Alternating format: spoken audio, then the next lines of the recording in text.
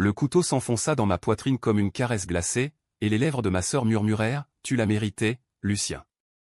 L'obscurité m'engloutit ensuite, un vortex de regret et de haine où chaque trahison ressurgissait comme une lame rouillée, jusqu'à ce que je sente le battement affolé d'un cœur trop jeune pour porter un tel fardeau.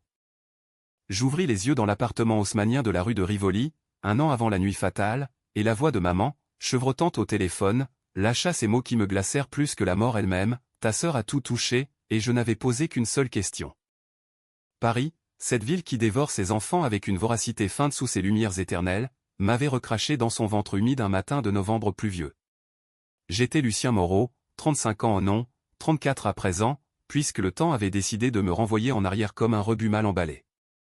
Mon reflet dans la glace de la salle de bain me fixait avec des yeux encore innocents, dépourvus de ces cernes creusées par les nuits en cellule, par les interrogatoires interminables où Élise, ma propre sœur, avait juré sur la Bible familiale que j'étais le monstre.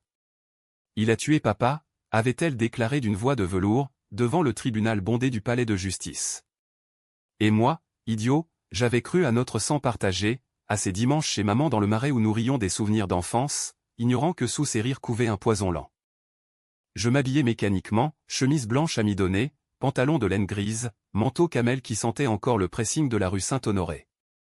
Dehors, la Seine charriait ses secrets sous un ciel bas, et les passants pressés, ombre grise dans la brume, me rappelaient combien Paris était un théâtre où chaque rôle était écrit d'avance. Mais pas cette fois.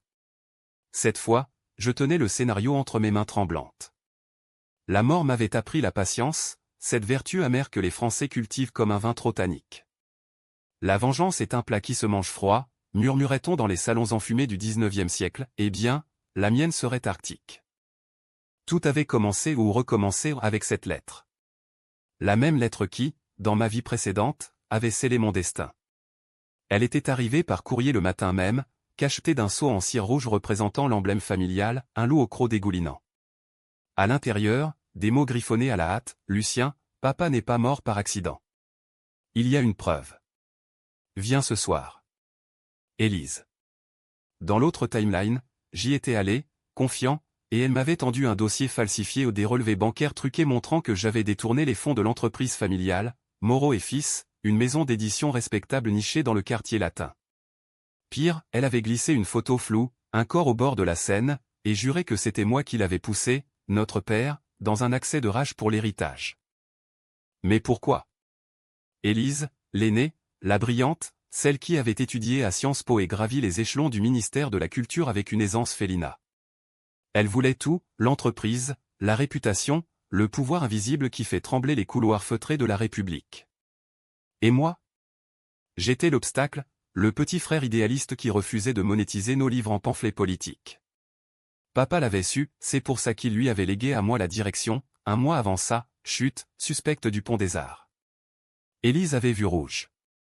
Littéralement. Je froissais la lettre dans mon poing, le papier crissant comme une promesse brisée. Maman. Il fallait que je la voie. Son appartement, un reliquat du XVIIIe siècle au cœur du Marais, avec ses tapisseries fanées et ses meubles Louis XV qui grinçaient sous le poids des non-dits. Je hélais un taxi, un de ces vieux Peugeot diesel qui polluent l'air parisien d'une nostalgie polluante et traversait la ville comme un fantôme. Les boulevards Haussmann s'étiraient, bordés de vitrines Chanel et Dior qui scintillaient sous la pluie fine, indifférentes au drame qui se noue dans les ombres. Quand elle ouvrit la porte, maman était telle que dans mon souvenir, frêle, les cheveux blancs noués en chignon sévère, les yeux bleus voilés par des lunettes à monture d'écaille. « Lucien, mon chéri », s'exclama-t-elle, mais sa voix portait une fêlure, comme un vase Ming sur le point de se briser. Je l'embrassai sur les joues, sentant l'odeur familière de lavande et de regret. « Maman, cette lettre d'Élise. »« Qu'est-ce que ça veut dire ?» demandai-je, feignant l'innocence. Elle pâlit, ses mains jointes comme en prière. « Oh, rien, des bêtises d'affaires. » Élise est si ambitieuse.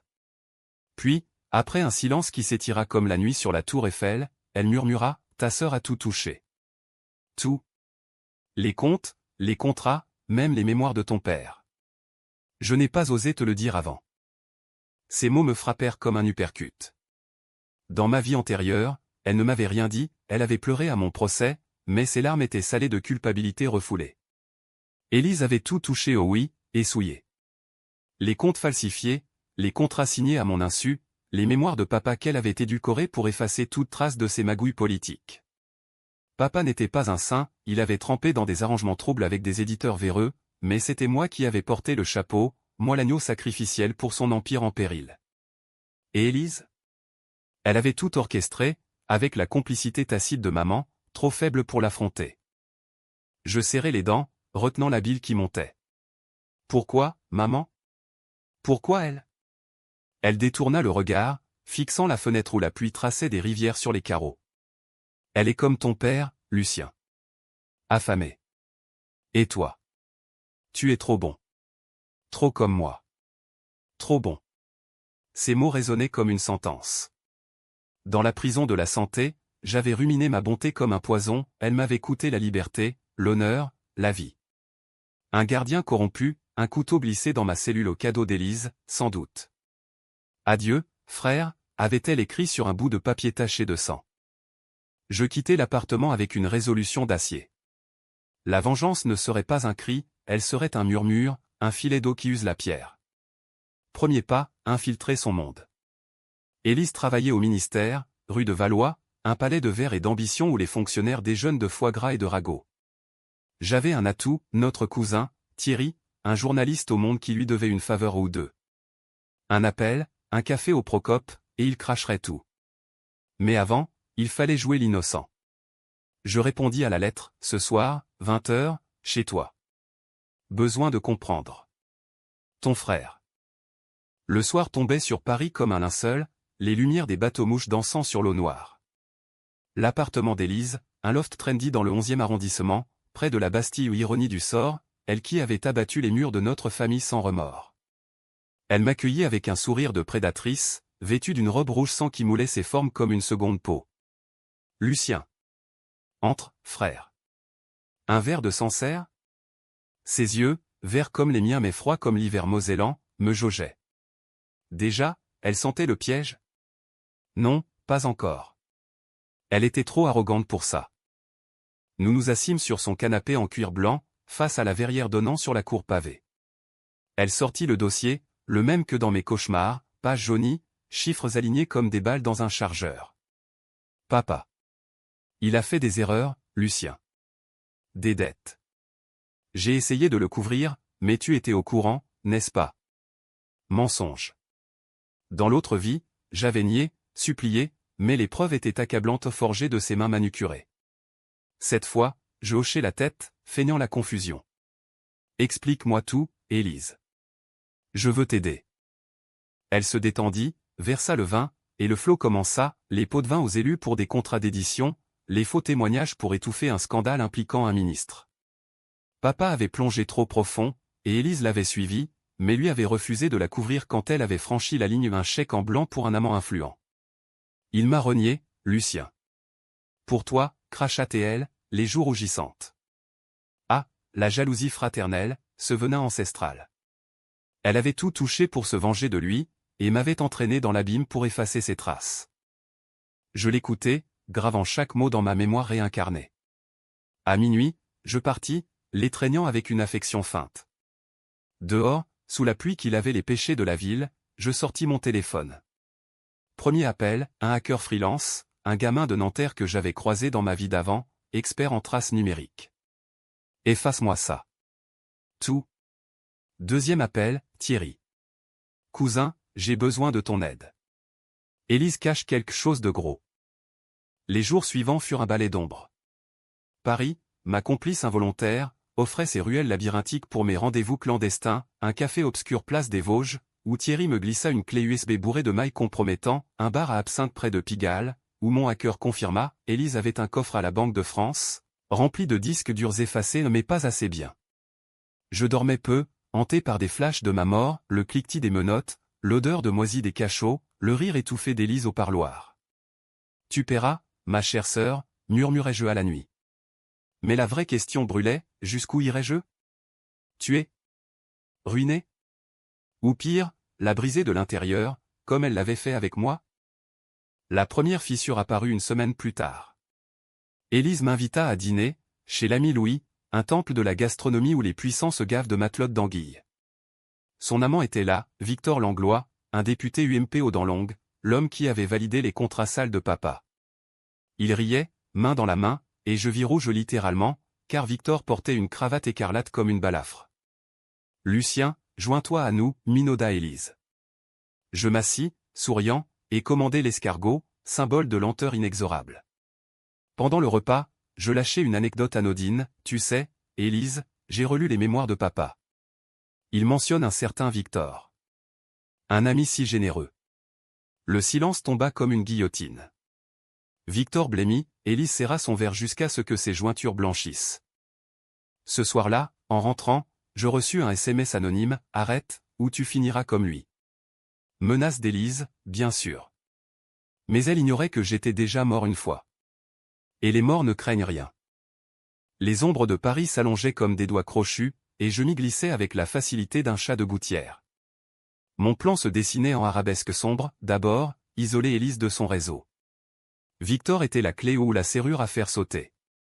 J'avais les mailles de Thierry, des échanges torrides entre Élise et le député, mais aussi des pièces d'identité falsifiées pour des voyages offshore, des comptes aux Caïmans où l'argent de Moreau et fils avait fui comme de l'eau de source empoisonnée.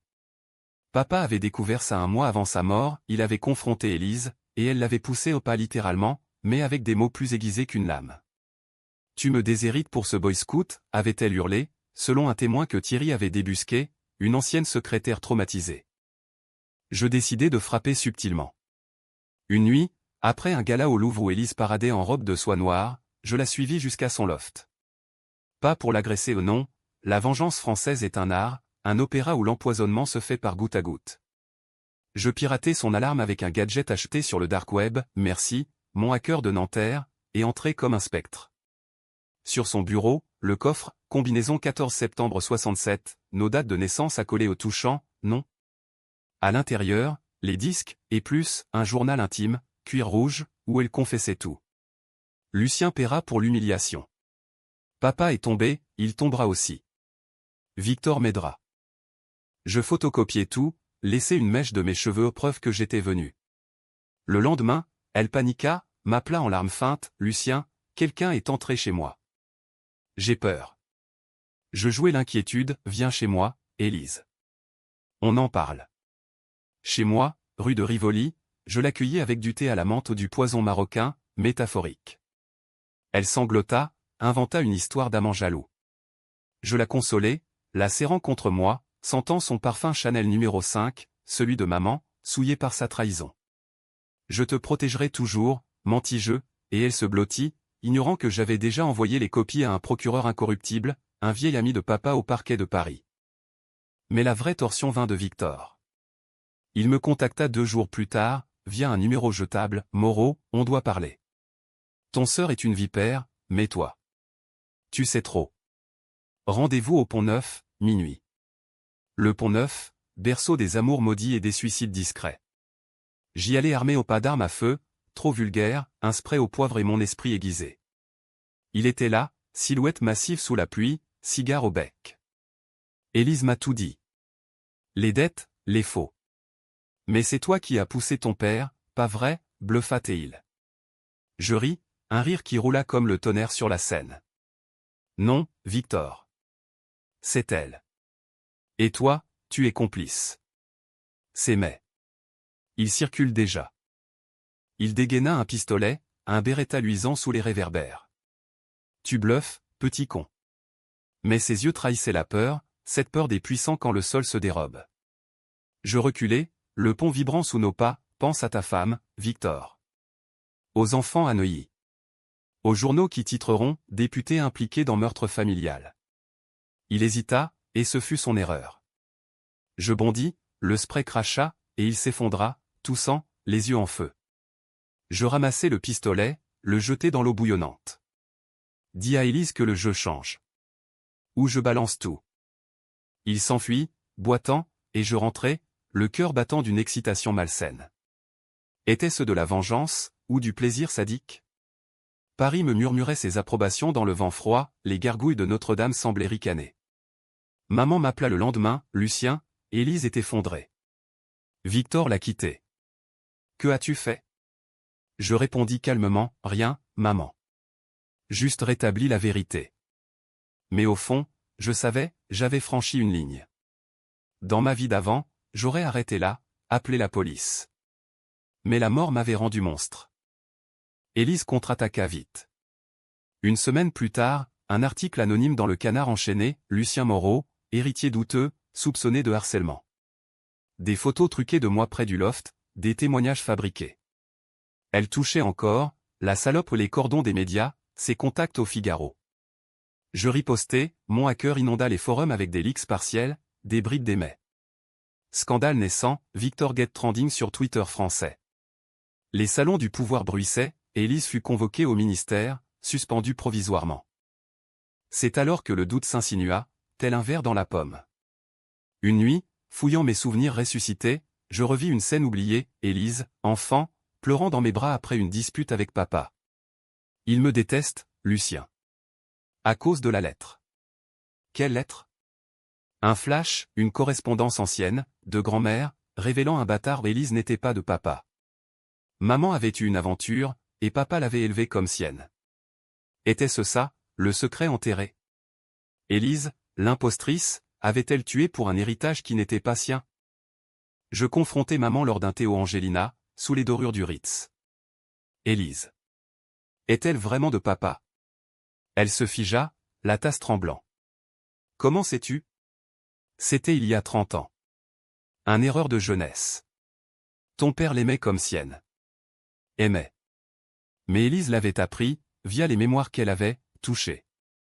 Rage d'une illégitime, vengeance contre le sang qu'il avait rejeté. Elle sait, maman. Et elle nous haïra tous. La tension montait, un crescendo wagnérien dans les artères de Paris. Élise m'envoya un message, rendez-vous au Père-Lachaise. 3 heures du mat. Viens seul. Le cimetière des ombres, où Baudelaire et Proust sommeillent. J'y allais, le Beretta de Victor récupéré d'un clochard à qui je l'avais racheté dans ma poche. Elle était là, près de la tombe de Molière, silhouette noire contre la lune voilée. Tu as tout gâché, Lucien. Victor partit, mon poste. Sa voix était un sifflement. Mais je sais ton secret. Ta petite amie, Claire? Elle couche avec ton associé pour l'ascension. Je peux le prouver. Twist mineur, Claire, ma fiancée d'alors, m'avait trompé dans l'autre vie, mais j'avais pardonné. Élise l'utilisait comme appât. Je sortis le pistolet, le pointai. Arrête, Élise. Ou je tire. Elle rit, un rire de hyène. Tire, et tu deviens moi. Le monstre. Elle avait raison. La vengeance me rongeait déjà, mes mains tremblaient non de peur, mais de dégoût de moi-même. Nous nous séparâmes sans coup de feu, mais le poison était planté. Le lendemain, Claire m'appela, en pleurs, Lucien, Élise m'a menacé. Elle sait pour Marc. Marc, mon associé chez Moreau et Fils. J'aurais pu la quitter, mais non, je l'utilisais. Raconte-moi tout. On va la coincer. Allié inattendu, Claire devint mon pion. Paris, ville des amours adultères, se muait en toile d'araignée. Mais la vraie tempête couvait. Un appel anonyme, Moreau, ta sœur n'est pas seule. Maman c'est pour le pont. Maman? Complice? Le doute devint paranoïa, et je plongeai plus profond dans l'abîme. La paranoïa est une maîtresse jalouse, elle vous enlace dans ses bras moites et ne lâche plus. Paris, avec ses bruits incessants au klaxon des Vélib, murmures des terrasses enfumées, amplifiaient mes tourments. J'errais la nuit le long des quais, fixant les péniches éclairées où des vies ordinaires se déroulaient, ignorant les abysses sous la surface. Maman. Si elle savait pour le pont, pour la chute de papa, alors toute ma rage se déplaçait. Était-ce elle qui avait murmuré à Élise les secrets familiaux? Elle qui avait touché les mémoires pour les censurer? Je la confrontai à nouveau, cette fois dans son jardin secret, le Luxembourg, où les statues de reines défunts veillent sur des parterres de roses fanées. Assis sur un banc mouillé, sous un ciel de plomb, je lâchai, maman, le pont des arts. Papa n'est pas tombé. Élise l'a poussé. Et toi? Tu as vu? Ses yeux s'écarquillèrent, puis se voilèrent de larmes. Lucien, mon Dieu. Oui. J'étais là, en ombre. Ils se disputaient l'héritage, les bâtards, les dettes. Ton père a levé la main sur elle au pas pour frapper, pour la secouer. Elle a reculé, et Il a glissé. J'ai crié, mais trop tard. Élise m'a supplié, maman, dis rien. Pour la famille. J'ai obéi. J'étais faible. Faible. Ce mot revenait comme un leitmotiv maudit. Maman, la veuve éplorée, avait enterré le crime pour préserver l'illusion Moreau. Et moi, j'avais gâté le tableau en refusant de vendre l'âme de l'entreprise à des oligarques russes. Élise, l'illégitime, avait vu en moi l'obstacle final. Tu dois choisir, maman. Elle ou moi. Elle secoua la tête, brisée. Je vous aime tous les deux. Arrête ça, Lucien. La vengeance détruit. Mais je partis sans l'écouter, le cœur durci comme la pierre de la conciergerie. Claire devint mon encre précaire. Nous nous vîmes en secret, dans un hôtel discret de la rue des Beaux-Arts, où les murs avaient absorbé les confessions de peintres maudits. Elle pleura dans mes bras, confessant son adultère avec Marc, c'était pour l'argent, Lucien. Élise m'a promis une part si je te distrayais. Trahison en cascade, Paris, ville des amants volages, me renvoyait mon propre reflet fracturé. Mais au lieu de rompre, je l'embrassai, férocement. Aide-moi à la détruire, et je te pardonne. Elle accepta, les yeux brillants de peur et d'excitation. Ensemble, nous tendîmes un piège, Claire appâta Marc, qui mordit à l'hameçon d'une promotion fictive. Lors d'un dîner arrosé au Fouquet's, je les surpris, feignant la fureur. Marc balbutia, Claire joua la victime. Et dans la confusion, je glissai une clé USB dans sa poche, l'épreuve complète contre Élise. Marc, ambitieux mais lâche, craqua le lendemain. Il me contacta, voix chevrotante, Lucien, c'est du lourd. Élise m'a forcé à falsifier les comptes. Si ça sort, je suis ruiné. Qu'est-ce que tu veux? Je souris dans le vide de mon bureau, surplombant la place Vendôme. Témoigne contre elle. Au procureur. Et disparaît. Il accepta, et le rouage tourna. Le parquet bougea, perquisition au ministère, Élise interrogée sous le feu des projecteurs médiatiques. Libé titra, scandale familial, l'héritière Moreau impliquée dans la mort suspecte de son père. Elle touchait encore Fonine ses alliés pour étouffer, mais le filet se resserrait. Pourtant, les décisions controversées s'accumulaient comme des dettes impayées. Une nuit, seul dans mon appartement, je fixai le Beretta. Et si je l'utilisais? Pas pour tuer, mais pour menacer, pour extraire une confession enregistrée. Immoral? Oui. Nécessaire? Dans mon esprit ressuscité, oui. Je contactai un fixé, un ex-flic pourri des banlieues, payé en cash anonyme. Fais-la venir. Un entrepôt à Ivry. Dis-lui que Victor veut la voir. Le piège se referma à 2 heures du matin, sous un hangar rouillé où l'odeur de Seine pourrie imprégnait l'air. Élise arriva, manteau fourré, talons claquants sur le béton. Victor? Où es-tu? Je sortis des ombres, pistolet au poing. Pas Victor. Moi. Elle se figea, puis rit nerveusement. Lucien? C'est une blague? Baisse ça. Mais ses yeux trahissaient la terreur. Je la forçai à s'asseoir sur une caisse, allumer le magnéto. Confesse. Le pont. Les faux. Ma mort. Elle cracha, ta mort? Tu délires. Papa a glissé, les comptes étaient sales, et toi? Tu étais faible. Comme maman. Je pressai le canon contre sa tempe, sentant son pouce affolé. Dis-le. Ou je tire. Les mots sortirent en hoquet, oui. J'ai falsifié. J'ai payé le gardien. Pour te faire taire. Tu méritais. Aveu. Or noir. Mais au moment où je reculais, sirène hurlante. Piège inversé? Non, Victor, vengeur à son tour, avait appelé les flics, anonymes. Élise hurla, il est fou. Il m'a enlevé. Menottes cliquetèrent, je lâchai l'arme, feignant la démence. Au poste, commissariat du 11e, elle joua la victime parfaite, l'arme de crocodile. Mais j'avais l'enregistrement, caché sur un cloud sécurisé. Le procureur, alerté par Marc, lança une enquête parallèle.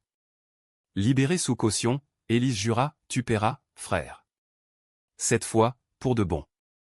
La tension culmina lors d'une réception au Quai d'Orsay, où les élites françaises sirotent du champagne en ignorant les scandales qui couvent. Élise y était, resplendissante, accrochée au bras d'un nouvel amant, un juge influent. Je m'infiltrais, smoking impeccable, Claire à mon bras comme alibi. Dans les jardins, sous les jets d'eau illuminés, je l'abordais, félicitations pour la libération. Mais l'enregistrement. Il circule. Elle blêmit, planta ses ongles dans mon bras. Espèce de rat. Maman sait, maintenant. Elle te renie. Maman. Encore elle. Je rentrai, ivre de rage, et la trouvai chez moi, maman, valise à la main. Lucien, arrête. J'ai parlé à Élise. Elle est enceinte. De Victor. C'est ton neveu. Twist, vie nouvelle dans le ventre de la traîtresse. Tuerais-je le mal à la source? Paris, indifférente, clignotait ses lumières comme un œil moqueur. L'annonce de la grossesse d'Élise frappa comme un éclair dans un ciel serein ou plutôt, comme un coup de tonnerre dans l'orage qui couvait déjà. Paris, cette putain de sirène, semblait se moquer de moi avec ses façades haussmanniennes impeccables, cachant les fissures béantes des âmes qui les habitent. Enceinte. Un enfant mon neveu, sans moraux malgré tout dans le ventre de la vipère qui m'avait égorgé. Était-ce la ligne ultime? La décision qui transformerait ma vengeance en abomination? Je passai la nuit aérée le long des Champs-Élysées, où les vitrines de Louis Vuitton scintillaient comme des joyaux maudits, et je me surpris à murmurer des prières oubliées, celles de l'enfance au Sacré-Cœur. Maman était repartie pour sa sœur à Lyon, fuyant le chaos qu'elle avait semé par son silence. Protège-toi, Lucien. Pas l'enfant. Ces mots résonnaient comme un verdict. Protéger l'innocent au sein du monstre, ironie française, terre de lumière où l'ombre l'emporte toujours. Claire, sentant mon tourment, tenta de me réconforter dans notre lit défait, laisse la loi faire, Lucien. Tu n'es pas un tueur. Mais la loi? Elle avait échoué une fois, me laissant crever dans une cellule froide. Non, la justice serait mienne, impitoyable. Le climax se profila lors d'une audience préliminaire au palais de justice, ce mastodonte gothique qui avale les pécheurs comme un léviathan. Élise y comparaissait, escortée de son juge-amant, ventre subtilement arrondi sous une robe empire pudique. Les flashs des paparazzis crépitaient comme des mitraillettes, Libération titrait déjà, la dynastie Moreau, inceste, meurtre et ambition. Un coup de mon hacker, bien sûr. Je témoignais, voix ferme, ma sœur a tout touché, votre honneur. Les comptes, la vérité, même ma vie. L'enregistrement fut joué, sa voix chevrotante confessant tout sous la menace du canon. Le juge opa le sien fronça les sourcils, son amant, au deuxième rang, suait à grosses gouttes. Mais Élise riposta avec une audace diabolique. Son avocat, un requin de la place Vendôme, produisit un rapport psychiatrique, Monsieur Moreau souffre de délusions post-traumatiques. Il prétend être ressuscité. Ressuscité. Comment savait-elle? Un flash, dans l'autre vie, j'avais divagué en cellule, murmurant mes visions à un codétenu qui avait vendu l'info. Elle avait fouillé mes faiblesses, transformant ma vérité en folie. Le tribunal murmura, le procureur hésita. Délire de persécution, scandale avocat. Et maman, citée comme témoin, balbutia, Lucien. Il a changé. Depuis 1 an, il parle de mort comme s'il l'avait vécu. Choc. Maman, par peur ou par amour maternel tordu, me trahissait à son tour. Pour sauver Élise? Pour l'enfant? Le marteau du juge claqua, remise en liberté conditionnelle, enquête approfondie sur ma santé mentale. Dehors, sous la pluie battante de la cour du mai, Élise passa près de moi, lèvres pincées en un sourire victorieux. Tu vois, frère? Le sang l'emporte. Son ventre me frôla un effleurement qui me donna la nausée. Je rentrai, brisé, et noyai ma rage dans un bottle de cognac chez Harry S. Bar, où Hemingway avait autrefois noyé les siennes. Claire me trouva là, avachie sur le zinc. Viens, on s'en va. Laisse Paris à ces monstres. Fuir? La tentation fut grande.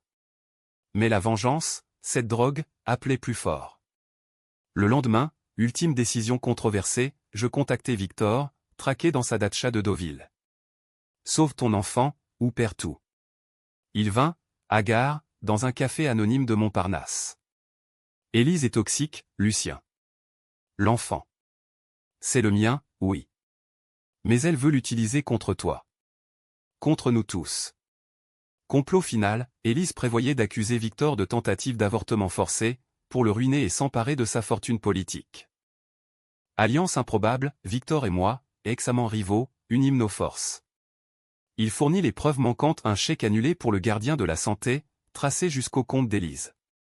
Je, de mon côté, fis fuiter l'enregistrement intégral à Mediapart, avec un édito incendiaire, la sororité empoisonnée, quand le pouvoir familial vire au fratricide. Le web explosa, manifestation spontanée devant le ministère, cri de « justice pour Lucien ». Ironie, puisque j'étais le justicier occulte. Le haut point survint une semaine plus tard, dans la crypte de la Madeleine, lors d'un concert privé où Élise se cachait, enceinte et vulnérable. Victor la coinça là, au milieu des orgues grondantes, et moi, j'entrai par la sacristie. C'est fini, Élise. Elle se tourna, pâle comme un spectre, main sur le ventre. Non. L'enfant. Victor avança, je le reconnais. Et je témoigne contre toi. Elle hurla, un cri primal qui couvrit la musique, trahisseur. Vous êtes comme papa aveugle. Puis, dans un geste fou, elle saisit un chandelier d'argent, le brandit. K.O., Victor esquiva, je bondis, et elle trébucha, tombant durement sur le marbre froid. Sang. Le sien, et celui de l'enfant. Ambulance hurlante, sirène bleue dans la nuit parisienne. À l'hôpital Necker, diagnostic, fausse couche. Élise, effondrée dans le lit blanc, me fixa d'un œil haineux, tu m'as tué, Lucien. Dedans et dehors. Pas moi ou son propre poison. Mais la culpabilité me rongeait, acide. La fausse couche d'Élise fut le point de non-retour, ce gouffre où la vengeance se mue en tragédie grecque. Paris, enveloppé d'un brouillard hivernal, pleurait avec moi ou se moquait, ses clochers gothiques pointant vers un ciel indifférent. L'hôpital Necker, avec ses couloirs aseptisés et ses murmures de souffrance, devint le théâtre final. Élise survécut, mais brisée, hystérectomie partielle, disent les médecins, séquelles d'une chute trop violente. Victor disparut, ruiné par le scandale, parti pour un exil doré en Suisse. Maman revint de Lyon, spectrale, et s'installa à son chevet, veillant une fille qu'elle avait trop longtemps protégée. Moi, j'errais comme un damné, hanté par le chandelier luisant, par le cri étouffé de l'enfant qui n'avait pas demandé à naître dans ce nid de vipères. La presse, insatiable, dévorait l'affaire, tragédie Moreau, vengeance fratricide et perte innocente. Le procureur, enfin, bougea, inculpation pour homicide involontaire sur papa, falsification, et complicité de meurtre sur moi, oh oui, sur mon ancien moi. Au tribunal, Élise plaida coupable, voix éteinte, j'ai tout touché parce que je n'avais rien. Ni père, ni place. Aveu public, retransmis en direct sur France 2. Peine, 20 ans à Fleury-Mérogis, la prison des oubliés. Mais la victoire avait un goût de cendre. Claire me quitta, incapable de supporter le monstre que j'étais devenu, tu as gagné, Lucien, mais à quel prix? Elle avait raison. Dans les miroirs de mon appartement vide, je voyais non plus l'innocent d'avant, mais le vengeur usé, yeux creux comme ceux d'un Balzac en exil. Maman, lors de notre dernière rencontre au café de Flore, posa sa main sur la mienne, ta sœur a tout touché, oui. Mais toi, Lucien, tu as tout rendu. Le pardon. Essaie-le. Elle mourut un mois plus tard, paisiblement, d'un cœur fatigué par les secrets. Twist final, dans les affaires d'Élise, au greffe, une lettre non envoyée, adressée à moi, frère, si tu lis ça, c'est que j'ai perdu.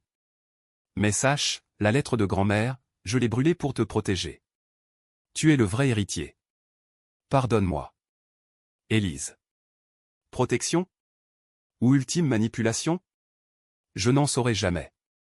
Je vendis Moreau et fils à un fonds éthique, parti pour une retraite forcée en Provence, parmi les vignes de Châteauneuf-du-Pape. Là, sous un soleil qui pardonne, je revis maman en rêve, ta sœur a tout touché mais l'amour touche plus profond. Était-ce un happy end? Non, une trêve. La vengeance m'avait ressuscité, mais elle m'avait aussi enterré vivant. Paris, lointaine, continuait son balai de lumière, indifférente aux âmes qu'elle broie. Et moi, Lucien le ressuscité, je marchais enfin libre mais enchaîné à l'ombre de ce que j'avais fait.